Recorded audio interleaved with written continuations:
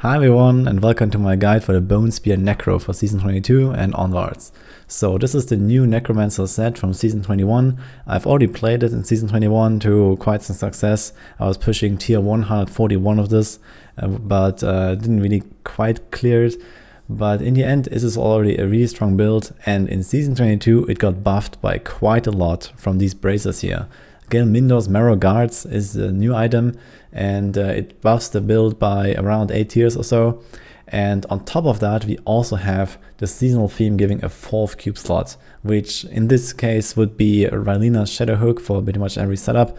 And that again gives you something like a 7 tier buff. So overall, we're looking at a build that can push pretty much all the way up to 150 solo. It is the best build in the game, and also the meta for 2-man, 3-man, 4-man pushing. This is the trash clear meta, and there are some other options to achieve 150 as well in groups, but Necromancer is by far the top here. So if you're planning to play Necromancer, this is the build for you. It's really fun, I can tell, because I've played it a lot already. I've pushed over 1,000 keys to this in Season 21. It is pretty cool to play. It has a lot of different variations, and I'll try to cover it all here. For the most part, I'll be talking about like a solo pushing variant, and then I'll also talk about like the different variations later on, where you can optimize it for group GRs, for T16, for solo XP, etc. But let's jump in with the core setup here. So we have the newest Necromancer set, the Masquerade of the Burning Carnival. This was introduced in Season 21, and essentially it gives you a huge damage bonus to your Bone Spear, and also allows your Simulacrums to give you more bonuses. First of all, they don't die anymore. They gain all runes. This means you have all the curses whenever you apply a curse. This means they will sacrifice themselves when you would die. And you also get 2 of them at the same time. So and you get more essence as well. So this has some synergy with the Rylina's Shadow Hook in Season 22 here. So overall, you get a lot of nice bonuses.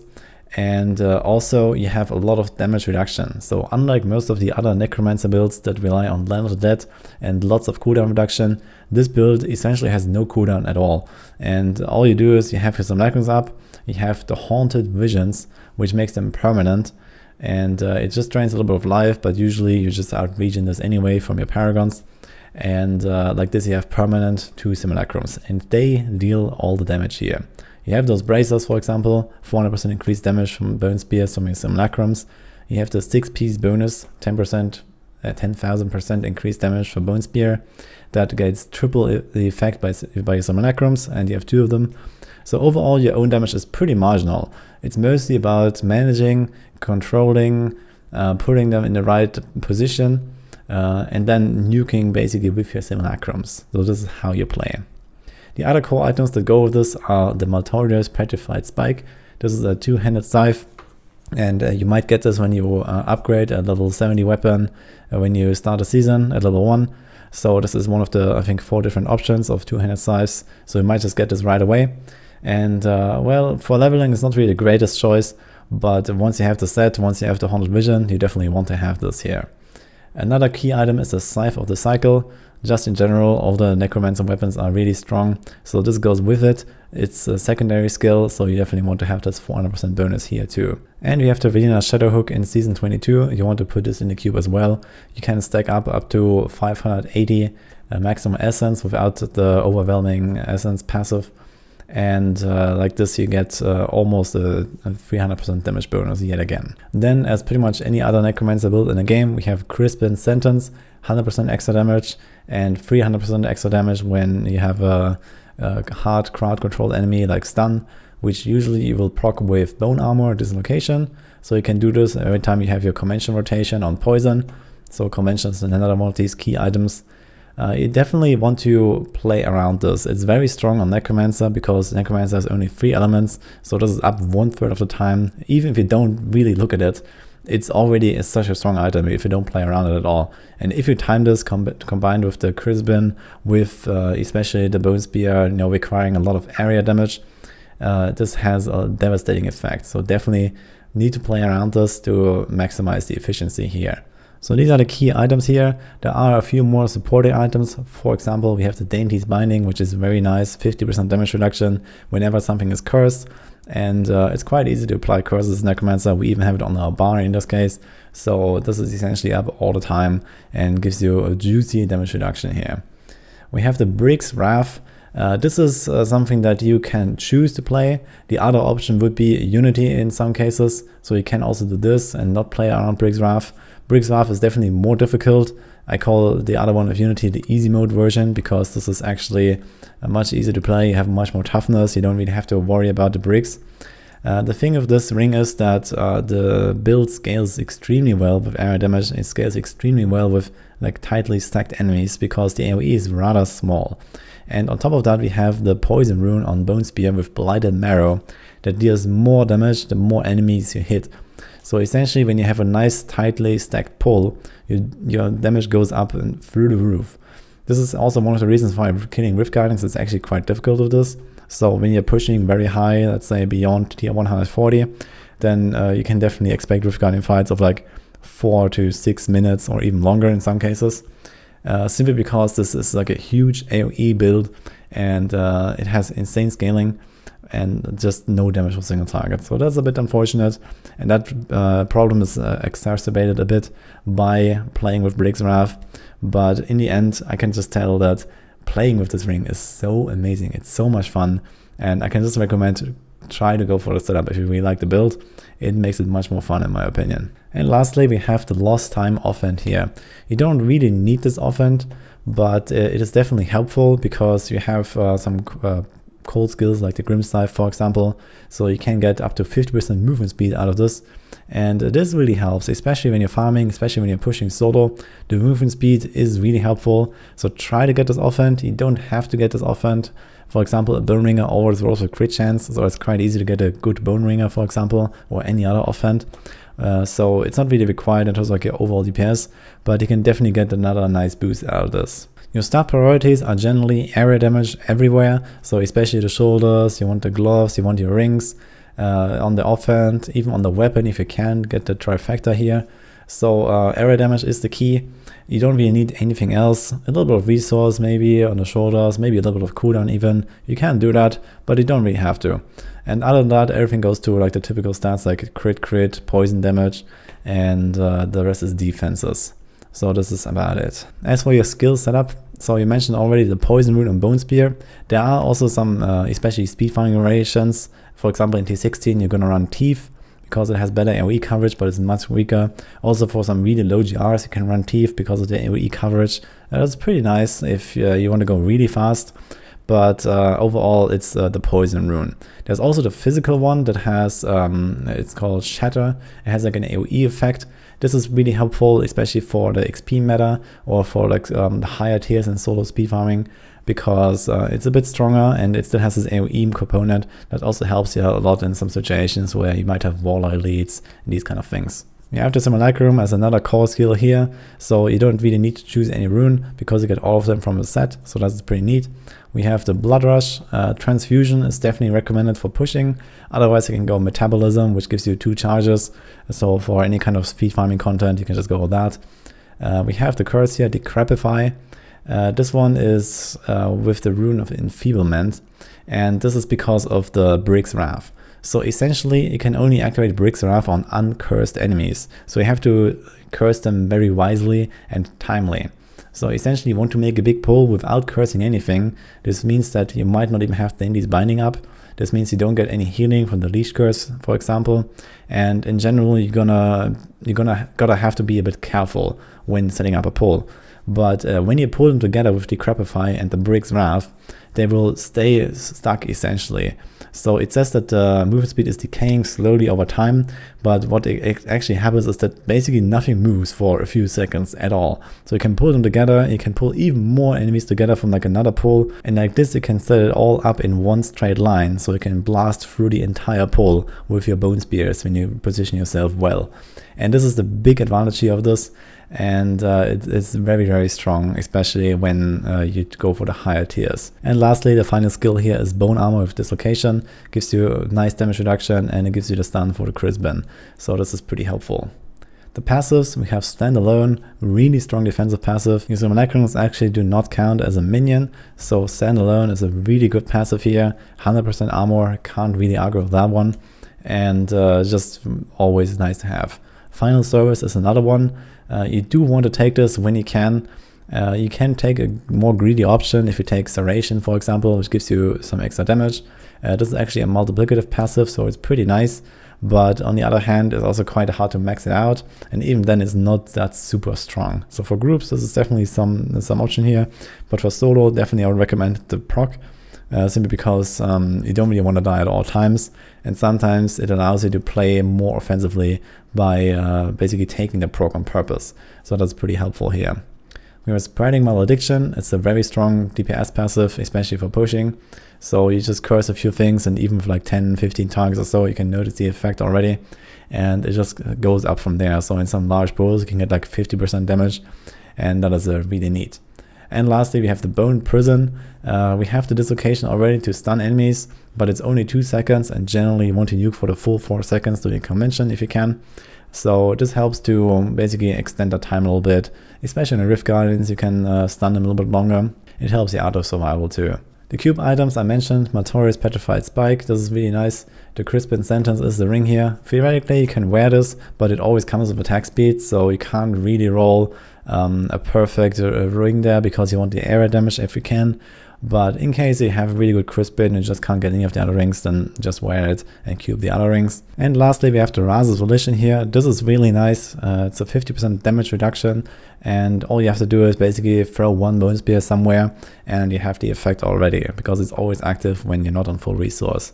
We don't use Skeletal Mage, but it doesn't matter. The damage reduction applies anyway. There are some other options here, like the Steward's Grease, for example. So this is really nice for the 100% extra movement speed, not just for speed farming, but just in general. Mobility, positioning is very important on this build, and this helps a lot. So I was actually pushing with Steward's Grease towards the higher end when you're a bit more tanky. That is definitely an option, and something to try out. You can also go with Aquila Kiras. Gives you the same 50% damage reduction when you're at full resource, but overall it seems to be more consistent with the shoulders. So either you go to full resource and stay there for a while and then you start nuking, or you just stay on lower resource and you're gonna have the shoulders. So that's up to you. I would recommend the shoulders for the most part. There is theoretically another option with Stone Gauntlets. So if you don't really want to care about the resources, you can go with this.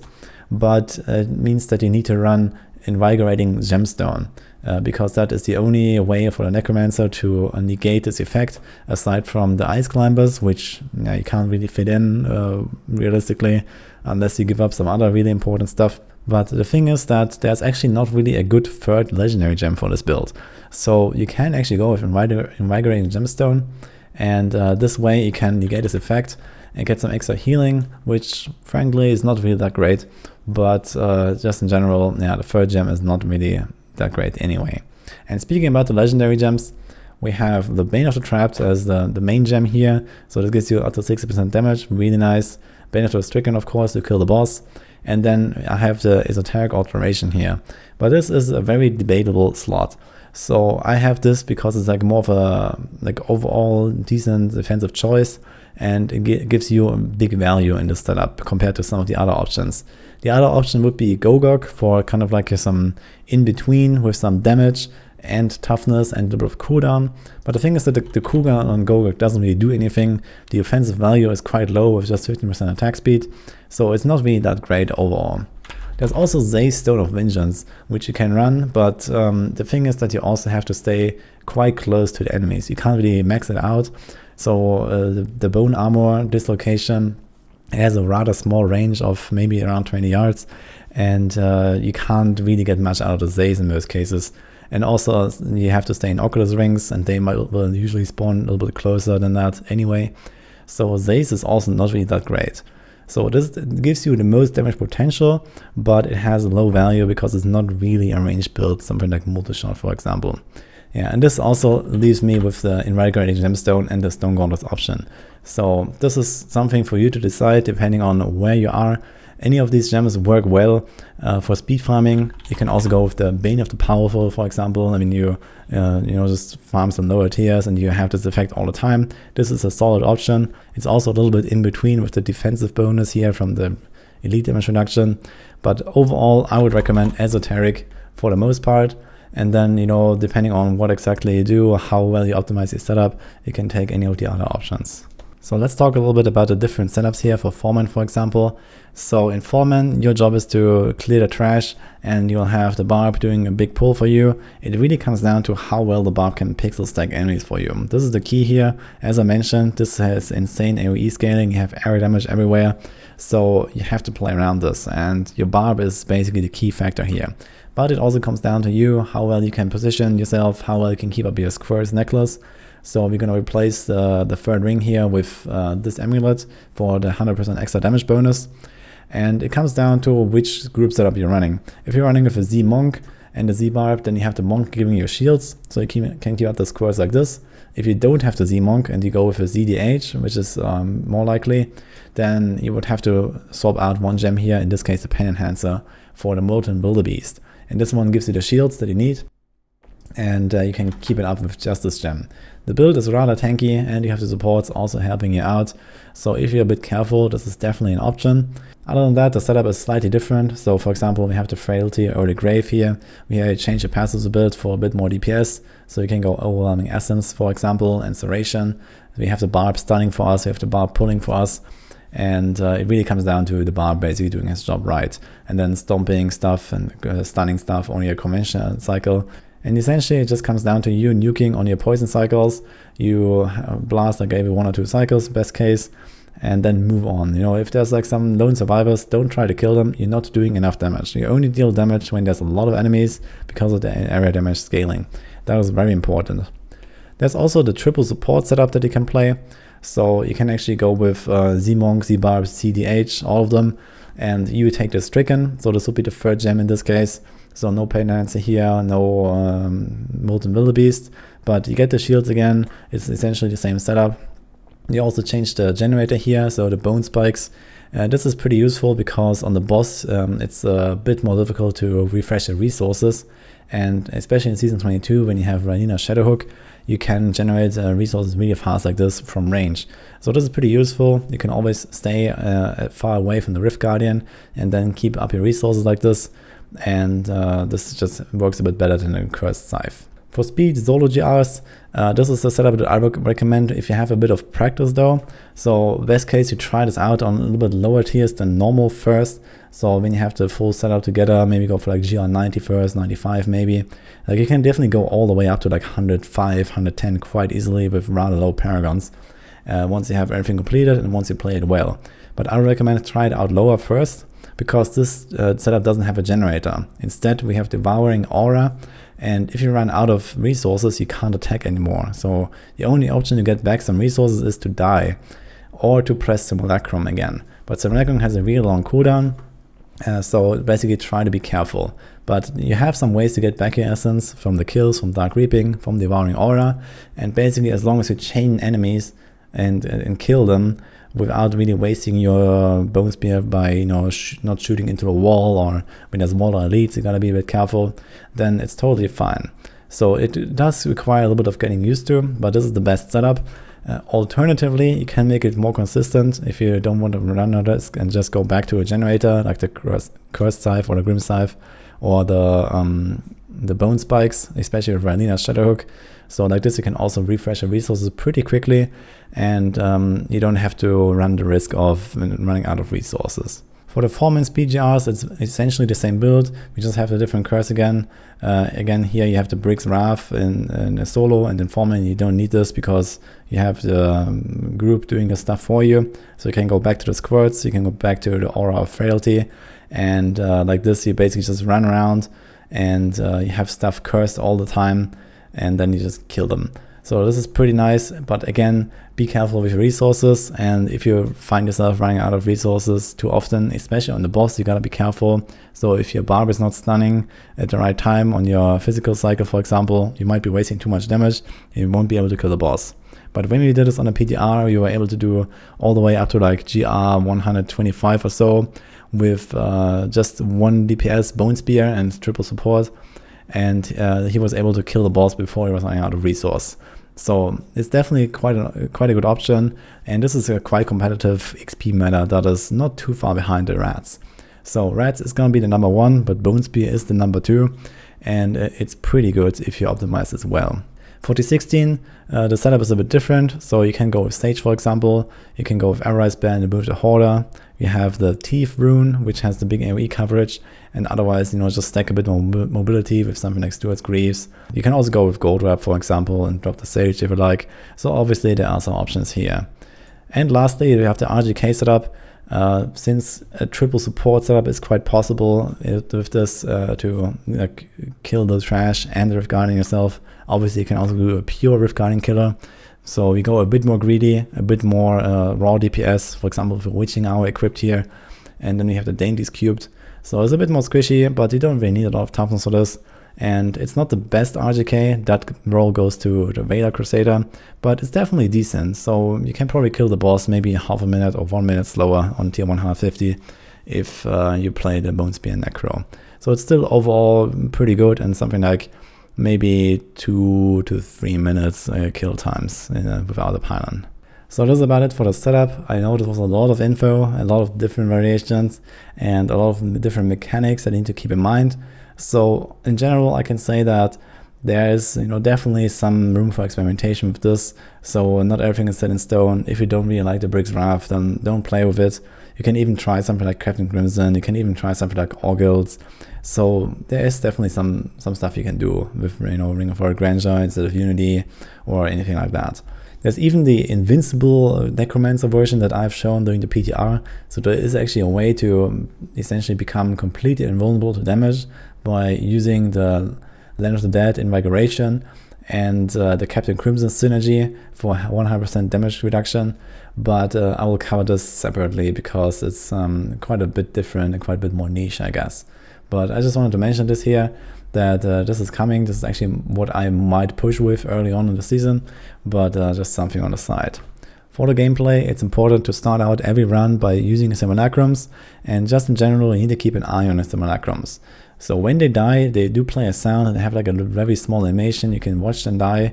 In case that you drop to 0 health, they will sacrifice themselves. And this is not really a big deal by itself, but the problem is you lose your 4-piece damage reduction. And the 4-piece damage reduction is basically all of your damage reduction, because it's 83% or so, because it's the ×6 toughness multiplier. So when your selections are down, you essentially one-shot to everything. So keep an eye on this, and it can happen that, especially early on when you're learning the build, you will not really notice when your selections are gone. Even though you have the cooldown ready, you don't really get the chance to press it again, because you just keep walking and you run into the next enemy and it one-shots you. So this is really something to look out for. You can see on your skill bar when the selections are active, it has like this yellow glow, that it means that they are activated. And well, they can't really die from anything else with this build. But you need to be careful that when you die, they will sacrifice, and then you essentially die right after if you're not careful and press the button again. Other than that, you need to control them as well. You need to walk around in the right way. Essentially, before you nuke, you want to get them into position so that they shoot at the enemies. So you need to be aware of where they are. You need to essentially shoot with their perspective. So try to put your mind to it that your own bone spears don't really do anything. It's all your simulacrums. So this is really the key part here. Also, they can be blocked by enemies. So you need to basically walk around the enemies or blood rush through the enemies, and the simulacrums will usually stay quite close to you, so it's not really a big deal. Especially when you blood rush, they will almost always teleport exactly where you are. When you blood rush to an Oculus ring, they will be there, but keep in mind that one might be standing more to the left of you, one more to the right of you. And also when you keep attacking, for example with your Grim Scythe, as long as they are attacking, they will not move anywhere. They will not teleport to you, they will just stay where you are. So when you start to step way through the rift, then they will just stay far behind somewhere. So sometimes you might have to stop attacking on purpose so they can catch up with you. Especially before you nuke, you need to make sure that you take like maybe 1 to 3 seconds or so, just to position your simulacrums before your convention cycle comes up. This is very important. And when you're finally ready to nuke with your convention cycle, let's say on poison, you curse them together with the Brig's Wrath if you have it, and then you press your dislocation as you shoot your first bone spears. So essentially you can use the bone armor while your bone spear is in the air, and right when it hits you want to have the Crispins effect active, you want to have the stun, and then you do like a nuke. And usually it comes down to like the first 2 or 3 bone spears or so that really do 90% of the damage, and then most of the trash will be gone, everything's exploded, and there's like a few leftover like bigger enemies left, and your damage really drops quite fast. Because of the poison rune, where more stacked enemies will increase your damage. So keep in mind, only go for the really big pulls, try to be fast, don't waste your time on like single enemies, don't waste your time trying to kill elites. Especially in the high tiers, you're not really going to kill elites very much, unless you're pushing for, you know, the really high ranks and you get really good rifts. You get like a Festering Wood or some Battlefield of Eternity map, and you can kite the enemy for 4 minutes, and eventually the elite will die somewhere. So this is how it goes, because it's a huge AoE build with almost no single target damage, unless you really optimize for it in case of the Rift Guardian killer setup. But for the most part, you don't really have great damage on the elites. If you're playing with Brig's Wrath specifically, you need to keep in mind that the Brig's Wrath will only pixel enemies together when you do it on the spot where there is no other enemy. If there's already something on the spot where you center the pull, then it will not really work that well. So first of all, it only works on uncursed enemies, and second of all, you need to make sure that it's basically right in middle in like an empty spot somewhere. So this can be a bit tricky, but you can get the hang of it. In worst case, just pull everything a little bit to the side. It's more important to have the enemies stacked up very tightly for the area damage procs than it is to literally get every single enemy you can in there. It doesn't really matter if there's like a few that you missed, but you can also try to, you know, stack them up afterwards by just casting the curse again in a different spot. So this is what you can do when everything is uncursed. You just do one curse there, and then like a few meters behind you do another curse, and basically you can do like 2 or 3 camps of enemies, and then you start blasting through all of them in one line. So this is what you want to do in case you can't really get everything into one pull, but if you can, this is the best case scenario, and it's just going to obliterate everything. Best case scenario, you delay the curse a little bit and just basically kite stuff together a little bit first, maybe attack them a bit with your cursed scythe, stack up your cursed scythe that gives you extra attack speed for a little bit, and also you can blood rush through the enemies to heal yourself with the transfusion rune, and then you pull them together in the right moment, and then you go for a nuke on your convention cycle. Keep in mind that the bone armor has quite low range, so you want to stay not too far away to be able to activate the Crispins effect, else you're gonna run out of this. And also, as you shoot your bone spears, you will consume your bone armor duration from cycle to cycle. So this is like a bit of an overlooked mechanic. So if you shoot too many bone spears without using bone armor, essentially you'll drop your bone armor, you'll drop the damage reduction from it, and you'll drop the damage bonus that you get from cycle to cycle. It's only active while bone armor is active, and you consume 4 seconds duration of the remaining buff of bone armor every time you cast it.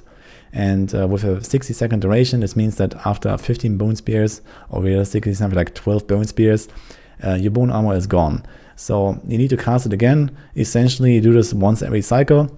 And since your attack speed is not really that high, as long as you don't keep nuking all the time while your convention is down as well, you're gonna be fine. But this is just something to keep in mind in the back of your head. You need to use a bone armor on every single convention rotation, and this way you will also keep up all the buffs and all the debuffs. A little trick that I can use for the solo pushing is that you can use the Bone Prism passive that stuns enemies for 3 seconds to your advantage by basically shooting a little bit before your convention cycle already. So usually you just want to get back your resources a bit, but if you happen to have high resources already and you don't need to do more Grim Size or whatever you use to refill your resources on a boss, then you can just shoot a Bone Spear or 2 right before your convention cycle to try to get the Bone Prison effect. And then once you see that pop up, you can hold on your bone armor a little bit and use it at the end of that bone prison stun. So you can essentially stun for the entire duration of your convention cycle. And you can squeeze out a bit more damage like this. It's pretty nice. So this is about it for this guide. I hope you enjoyed it. I know it's been quite long, it has been a lot of info, but it is definitely a build worth trying. It is very fun to play because I've already played it in Season 21 quite extensively. And I'm very excited to see this, being buffed, being in the meta now, being top tier. Is at least for a season. After Season 22, it's gonna fall behind again a bit because of the cube giving this build such a huge buff compared to most other builds in the game. But it's still gonna stay quite competitive and quite good even after Season 22. So if you're playing non-season or later, then it's still gonna be a good build. Definitely one of the top 3 options for Necromancer, probably like one of the top 10 options in the game, and definitely something that will stay with us for a while. So I hope you enjoyed this guide here, and make sure to also check out the written version of this if you feel like reading up on anything. We have a full written guide of this with all the details, all the info on maxroll.gg. And you can find all the info again, fully explained with every little detail about gems, priorities, skills, etc., all the mechanics, all the different setups, and so on. So make sure to check it out. Hope you liked this video, and I'll see you guys next time.